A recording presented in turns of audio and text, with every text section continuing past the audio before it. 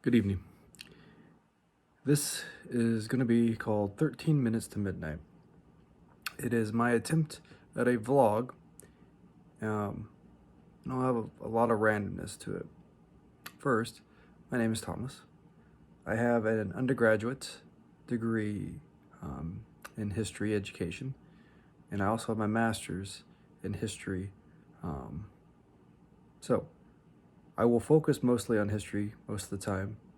But if anyone has ever been in any of my classes, know that we focus on a lot of other stuff as well.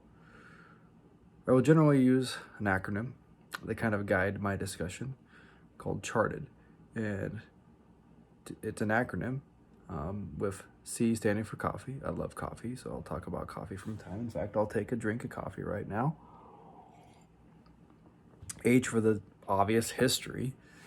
A for analysis of some stuff. I mean, I'm not going to get political in this vlog, but I'm going to analyze stuff and talk about stuff. R is for random, sums up this channel a little bit. T for travel. I love to travel, and one thing as this I go into more of this channel, I will talk about some of my travel experiences, places I've traveled, and how to travel, and just some perspectives I have. Then E stands for elusive. One thing about history and things in general, there's a lot of elusiveness out there and things that often go unnoticed. I want to dive into that. And then deception. But the thing about deception, maybe a little spying, espionage, that kind of the world that we often don't think about or talk about, the shadows, which is kind of fun. Now, that acronym, I won't talk about it all the time. Every single video I do, I'll try to do some of the things, maybe a couple of them at a time, but not always. So we'll just see how it goes. 13 Minutes to Midnight, why I chose the name. People are going to ask that a lot. 13 seems to be an unlucky number. Okay, so whatever, maybe there was a 13th disciple that helped in Jesus' crucifixion, Judas. Okay, 13, whoop-de-doo. Friday the 13th, a bunch of Templars might have been murdered or arrested that day. Okay, it's an unholy number, uneven. I don't know, 13, I just like it. Midnight, well, I've got a toddler and an infant, so time is irrelevant mostly for myself and my wife. We are up at all hours of the night. 13 to midnight, so it's a transition to the next day. It's the same over, keeps going, keeps flowing, just as history goes. So you go from one night to the next. Midnight's always there, coming and going. History's there as well. That's kind of the rationale behind the name. Plus, it's kind of a cool 13 minutes to midnight, something different. Not to be confused with Doomsday Clock, which is like 100 seconds from by the atomic scientist group, whatever, saying the world is 100 seconds from doomsday, which, I mean, we're always towards the doomsday. Let's be honest about that. And the world right now is going crazy. Coronavirus is going to get you if nothing else. But anyway, so that's the kind of the focus for this video. I do have multiple platforms. I do have a Facebook page, 13 Minutes to Midnight. I do have a TikTok. I've never used TikTok. I have no idea how to really use TikTok. I think third hour of my class is going to help me figure it out. We'll see. I'm going to do one in the morning with current events, or not current events, but that day in history, kind of maybe something like that. I don't know. I'm used to the Vines. That's like 8 years ago. And then a Twitter account, 13 Minutes to Midnight. And probably have an Instagram account at some point. But yeah. So first thing I'm going to focus on tonight, we're going to go with R and E, random and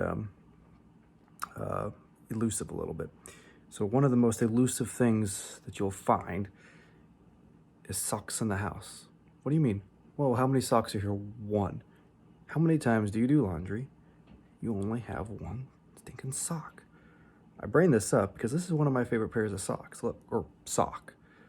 Hasn't been worn. I wore it maybe once. It's dinosaurs. Pretty cool, right? The other one disappeared. I don't know where it went to. It's elusive. But it always happens that the sock disappears, and lo and behold, maybe when this sock goes away, the other one will reappear out of nowhere. So this goes to the first story I want to talk about, history. Told this to my students today, and it's the word of the week. I'm not going to repeat the guy's name because I'll probably butcher it. It's like something Narcy or something like that. But anyway, the story goes, just like the sock, disappearing, In 1962, a man comes to the hospital in Haiti. And those of you who don't know where Haiti is, here's a good old map. You got the Caribbean here.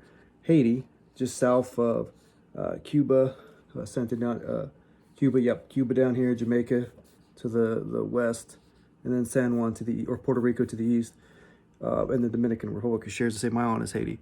In Haiti, which is a very poor country, most descendants who trace their ancestry back to Africa, the slave descendants. A man walked into the hospital, was sick, got sicker, went into basically coma, and was pronounced dead. His sister came in, confirmed the body. He was taken away. She saw his burial. He was buried. End of story, right? Sad, third world country, sad day. Someone dies from a random virus disease not known. 18 years later, this woman is in the market, sees a man that looks like her brother. She goes up to the man, and sure enough, this man claims to be her brother. 18 years later, how could this be? Come to find out, he claims that he knew through the whole thing when he was in the hospital and everything. He was aware of what was going on, but he just couldn't communicate. And so, he was buried, fully aware, which is probably the worst thing you could ever have happen to you. He was dug up shortly thereafter by a person who had poisoned him. And then he was forced to work on some type of plantation thing that he claimed for a couple of years until he escaped. And you may ask, why didn't he go back to his sister or his family? Well, he felt that his brother was the one who had betrayed him and kind of got him set up and helped all of this process. So he waited till his brother died 18 years later, and then he reappeared. So this story is pulled from, I think, Folklore, a book I'm reading on Audible right now. I can't remember the full name of it. But it's just a crazy story because it's just so unique. For the most part, there's nothing been debunked about it. The story fits. Haiti's full of stories like this. This guy lived till 1994 as well. So he lived another nearly 15, 20 years after the events. The next story that deals with this is kind of crazy. Is a girl died about the age of 30. Her mom buried her, saw her at the hospital. All this similar parameters. 3 years later, she gets a call. Hey, I think your daughter's down in the market. She goes, my daughter's dead. I saw her buried. So she goes down to the market. Sure enough, she's pretty sure this is her daughter. Crazy. I don't think she ever recovered. The story didn't go into any more in that. But in either case, mom was like, okay, I got to dig up this coffin and see what's there. She dug it up, and there was rocks in the coffin. So whatever's going on in Haiti in these stories are kind of crazy.